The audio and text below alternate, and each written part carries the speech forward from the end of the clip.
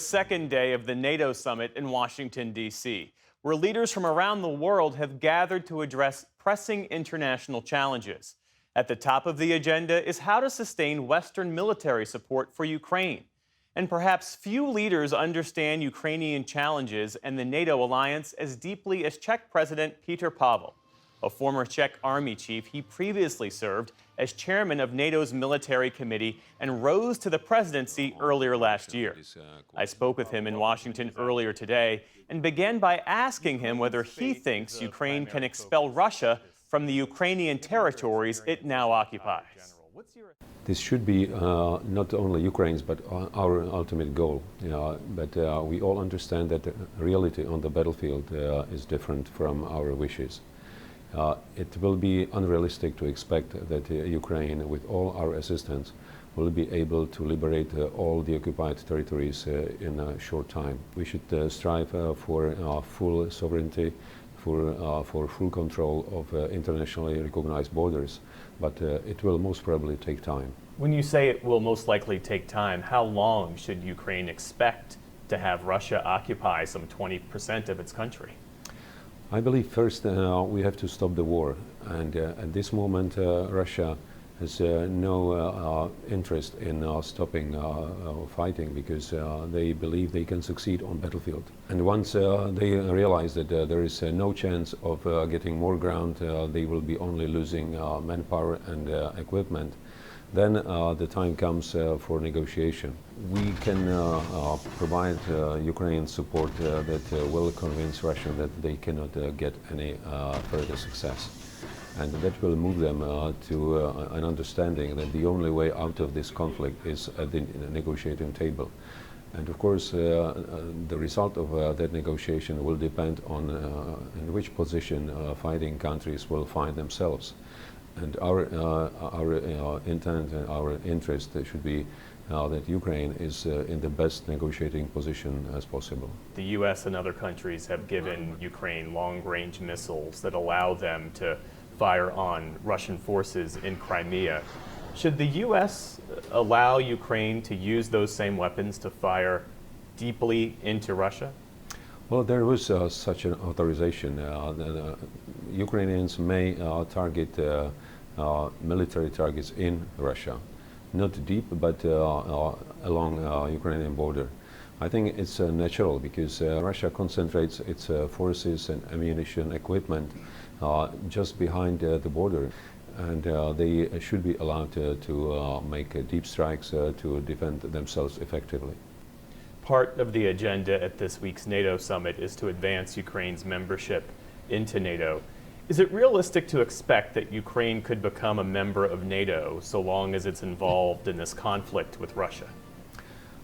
It's hard to expect that Ukraine would become a full member in a short time before the war ends. But all the allies stressed that the integration of Ukraine into NATO is an irreversible process.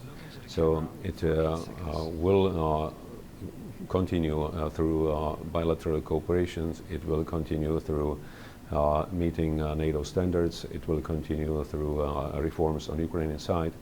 But once this conflict is over, I believe that we should proceed as quickly as possible with full integration. Is NATO supporting Ukraine enough, in your view? NATO is supporting Ukraine increasingly as a coordinating actor. Ukraine cannot get full guarantee as a NATO member.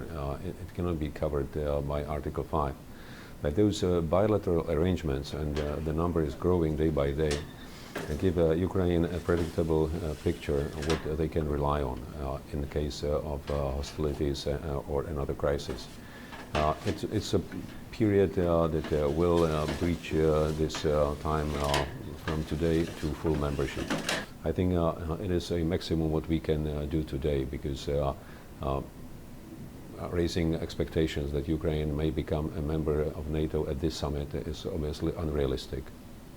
The Czech Republic is surrounded by Hungary and Slovakia, which, as you well know, are both pro-Putin right now. What does that mean for you, for your leadership, and how do you fend off these populist trends? We are trying to be as open, as transparent as possible to our public, and not to let ourselves distracted by their narratives that are quite often misleading. It's not the case in Hungary and Slovakia. These countries are probably more attracted by Russian narratives in expectation that some time in the future they will restore good relations with Russia. It should be in our interest to have good relations with Russia on the condition that Russia respects international norms and order based on rules.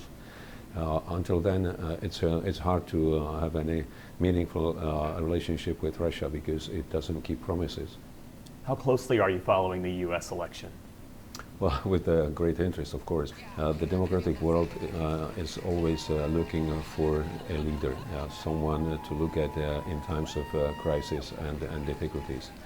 And the United States are naturally leading the democratic world because it's the most powerful country of this family.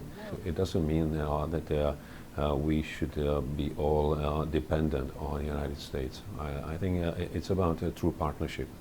Europe should be able to provide much more in terms of its own defense and capabilities. Why hasn't it been able to? Because it was comfortable.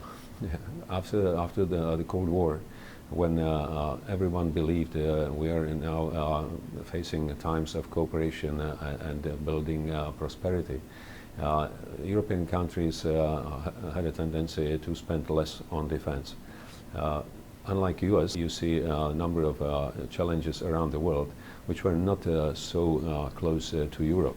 Decades ago, the share was, let's say, roughly 50-50 between European allies and United States.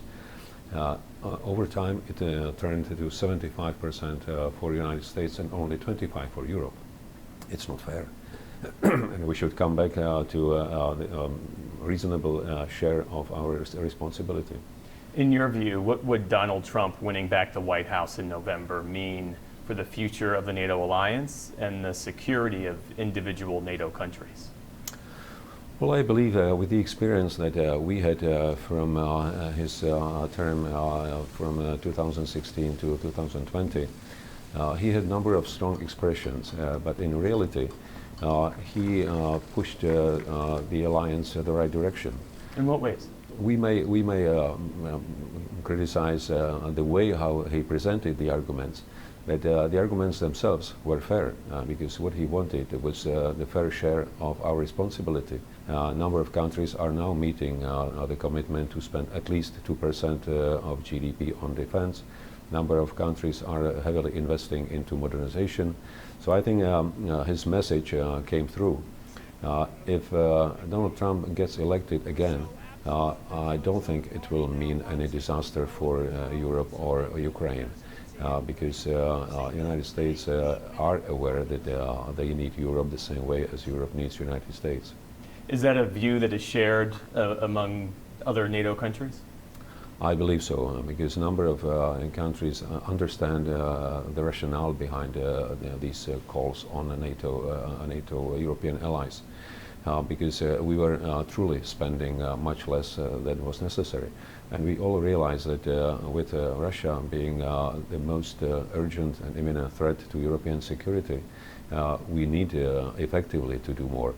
So even without any strong calls from United States, we are doing then that in our self-interest.